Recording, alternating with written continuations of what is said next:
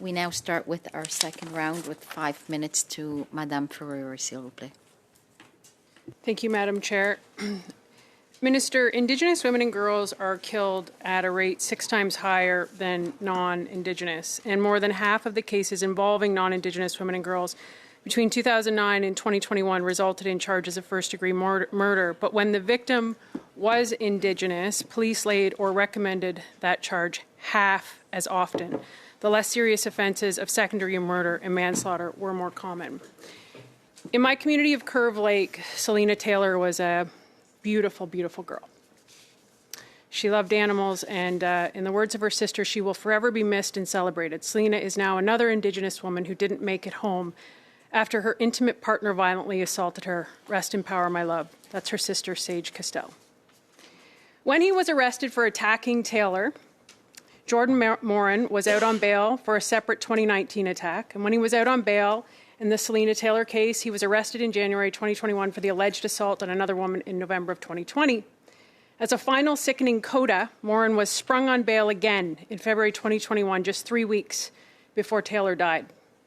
Over the years, he also did 10 months in the Slammer for assaulting a Good Samaritan who suffered life-changing facial injuries. Today, in the House, your response to my colleague to diminish crime in this country was, you said, and I quote, "We delivered bail reform." What would you like to say to Selena Taylor's family about your bail reform that you've delivered? Minister? To Ms. Taylor's family, I would express deep sorrow and sympathy in terms of the fact that Selena is no longer with us. I think that's a horrific crime, and it's a tragedy that shouldn't be happening in our society. What I would also say is that we've been working very hard to try and address violence against women, particularly Indigenous women. That's why we launched the MMIWG inquiry, and that's why we've had the calls to justice that we're working to implement. Some of the bail matters that you mentioned have actually been dealt with in Bill C-75 and Bill C-48, where we implemented a reverse onus on bail for people that commit intimate partner violence, and we accentuated that in Bill C-48. But what I would say to you is that the same thing that I've been saying repeatedly to many different provincial actors is that what I want to know, and I'm sure you want to know as well, Ms. Ferreri, is that the circumstances upon which that individual being released on bail at least twice by your account, what were those circumstances? Did the Crown contest the bail? I would like to know that.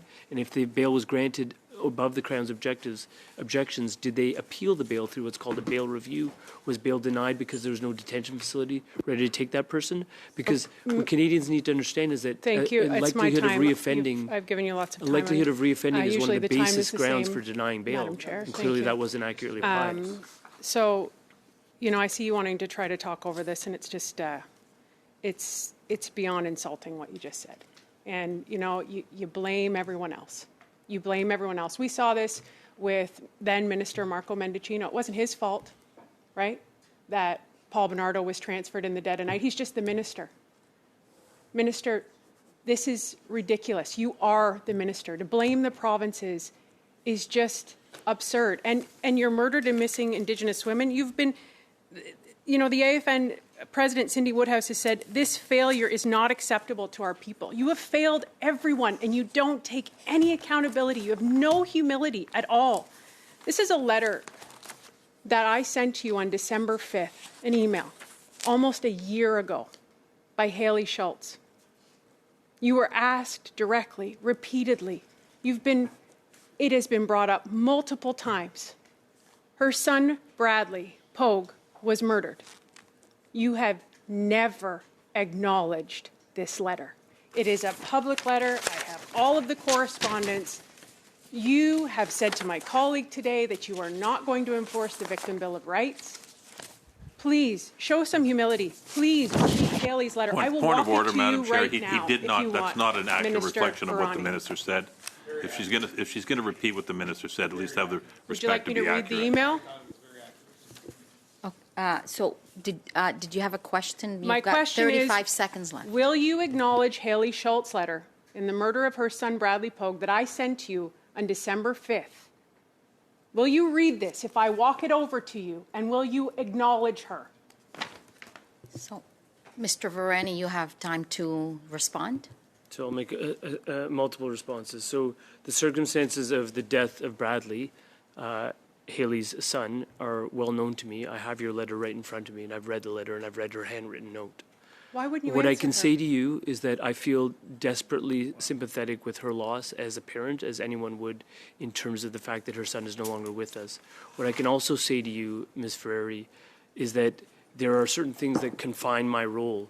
That matter is actually... Phone. That Can't pick up matter the phone, is, can you? If I can finish, Madam No, Chair? yeah, no, Ms. Ferrer, your time is up, That- but the minister will That have matter time to is under respond. appeal right now, and when a matter is under appeal, it would be entirely inappropriate for the Attorney General of Canada to weigh into the matter because it would transgress certain lines not about what your email perceptions of says. influencing the That's process not what your email says. and ensuring that the sub judice rule is always complied with. Complete lie. Do I feel sympathy for a woman who's lost her child? Absolutely, I do. If I could bring that child back, I would do everything in my power to do so. But there are certain rules that confine what I can and cannot do as Minister of Justice. With respect to your comments with respect to ensuring that the bail system is working, I would simply put it to you that in the context of sexual violence in particular, it is not just me that have decried what's going on in the court system, particularly in Ontario. It is also journalists who have said that we don't have enough courtroom resources, we don't have enough Crown prosecutors, we don't have enough dedication to addressing sexual assault in our system.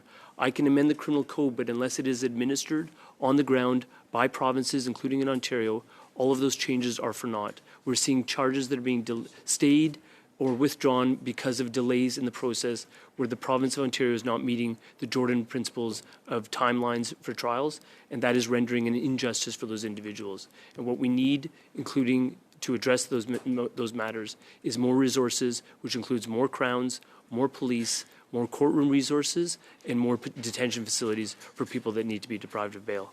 Thank you. Thank you for that response. It was a serious question that was posed, and I think it warranted a serious response. So thank you for that.